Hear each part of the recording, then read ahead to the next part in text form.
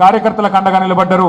ప్రభుత్వం చేస్తున్న అన్యాయానికి వ్యతిరేకంగా న్యాయం కోసం నిలబడ్డ న్యాయవాదులకు నేను హృదయపూర్వకంగా వారికి ధన్యవాదాలు చెప్తా ఉన్నా. మీ అందరి తరఫున కూడా హృదయపూర్వకంగా వారికి కృతజ్ఞతలు చెప్తా ఉన్నా. భయపడాల్సిన అవసరం లేదు. ఎందుకంటే ఈ ప్రభుత్వం ఒక్కొక్కటిగా తన నిజ రూపాన్ని బయట పెట్టుకుంటూనే ఉన్నది. మీరు ఒక చిన్న ఉదాహరణ ఇవాళ ఇక్కడికి వస్తుంటేనే నేను పరకాలకు పోయి వచ్చిన, అందుకే కొద్దిగా ఆలస్యమైంది. అక్కడ మనం కట్టిన టెక్స్టైల్ పార్క్ కేసీఆర్ గారి ప్రభుత్వంలో కేసీఆర్ గారి ఆలోచనకు అనుగుణంగా ఒకప్పటి అజంజాహీ మిల్లు ఏదైతే వరంగల్లో ఒకనాడు 1000 మందికి ఉపాధి కల్పించిందో అజంజాహీ మిల్లు ఉమ్మడి ఆంధ్రప్రదేశ్లో మూతబడ్డది. కేసీఆర్ గారు ఒక విజన్తో, ఒక దార్శనికతతో, ఒక ప్రణాళికతో ఒకటే మాట చెప్పినారు మాకు ఆనాడు ప్రభుత్వంలో. బంగారం అసొంటి తెల్ల బంగారం పత్తి వండించే నేల వరంగల్లో పుష్కలంగా ఉన్నది. వరంగల్ నుంచి నేతన్నలు ఇవాళ మన వరంగల్ ఈస్ట్ వరంగల్ కావచ్చు, వరంగల్ కాన్స్టిట్యున్సీ కావచ్చు, పాలకుర్తి కావచ్చు, జనగామ కావచ్చు, ఎన్నో ప్రాంతాలలో అద్భుతమైన టాలెంటెడ్ నేతన్నలు ఉన్నారు. కానీ ఇక్కడ మిల్లులు మూతబడి ఇక్కడ బతుకుదెరువు లేక సూరత్కు పోయిన వాళ్ళు 1000 మంది ఉన్నారు. షోలాపూర్ భివాండి ఎత్తుక్కుంటూ బతుకుదెరువు కోసం పోయిన వాళ్ళు 1000 మంది ఉన్నారు.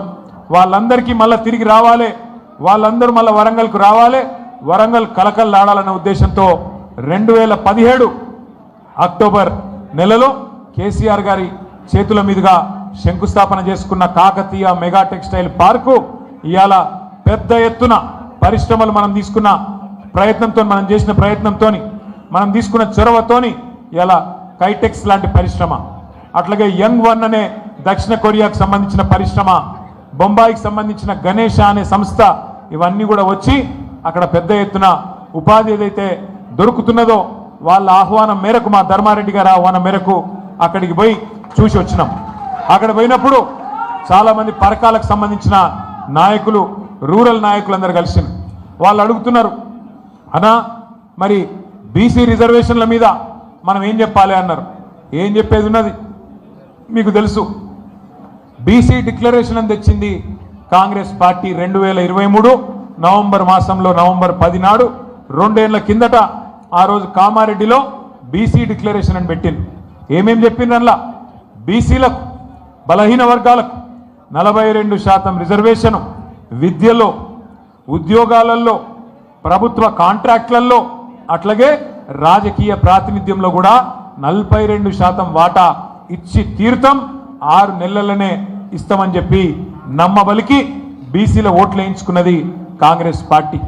మరి గెలిచినాక 6 నెలలు కాదు, మరి 2 ఏళ్ళు అవుతుంది, ఇంకొక వారం రోజులు అయితే 2 నెలలు నడిచిపోతుంది. పెద్ద పెద్ద డైలాగులు కొట్టిండ్రు.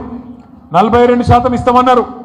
దేశంలో ఎవ్వరు చేయని విధంగా మేమే కులగణన చేసినాం, దానికి 160 కోట్లు ఖర్చు పెట్టినాం అని డైలాగులు కొట్టిండ్రు. ఏం సాధించిండ్రు మరి కులగణన చేసి? ఏం సాధించిండ్రంటే కేసీఆర్ గారు సమగ్ర కుటుంబ సర్వేలో 51% ఉన్నారు బలహీన వర్గాల సోదరులు, బీసీ సోదరులు అని కేసీఆర్ గారు తెలిస్తే, వీళ్ళు వచ్చినాక వీళ్ళ సర్వేతోని 5% జనాభా తగ్గించిండ్రు. 51% లేరు, 46% ఉన్నారని చెప్పి అందులో తప్పుడు నివేదిక ఇచ్చిండ్రు. తప్పుడు నివేదిక వేయడమే కాదు, కమిషన్ అని వేసిండ్రు, ఇంకేదో వేసిండ్రు, జీవో అన్నారు, ఇంకేదో అన్నారు. ఒకటే పార్టీ 5 రకాలుగా మాట్లాడింది. ఒకసారేమో ఢిల్లీకి పోతారు, రాజ్యాంగ సవరణతోనే రిజర్వేషన్ అంటారు.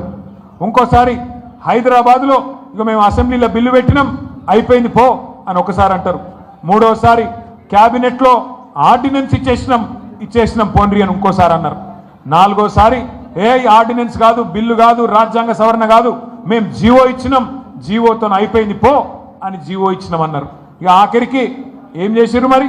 ఇవన్నీ కాదు, పార్టీ పరంగానే రిజర్వేషన్ ఇస్తామని చెప్పి పార్టీతో సంబంధం లేకుండా జరిగే పంచాయతీ ఎన్నికల్లో పార్టీ పరంగా రిజర్వేషన్ ఇస్తామని చెప్పి సన్నాయి నొక్కులు నొక్కి నిన్న సాయంత్రం కొత్తగా ఎలక్షన్ నోటిఫికేషన్ ఇచ్చారు. పంచాయతీ ఎన్నికలకు, సర్పంచ్ ఎన్నికలకు ఏమిచ్చిండ్రల్లా 42% అని చెప్పి 160 కోట్లు ఖర్చు పెట్టి రాహుల్ గాంధీ శుభాషు ఇంతకంటే గొప్ప కార్యక్రమం లేదు అని రాహుల్ గాంధీ బీహార్లో డబ్బగొట్టి ఇచ్చేసిన 42% రిజర్వేషన్లని కాకమ్మ కథలు చెప్పి ఆఖరికి నిన్న పంచాయతీ ఎన్నికల నోటిఫికేషన్ ఇస్తే ఏం చేసిందల్లా?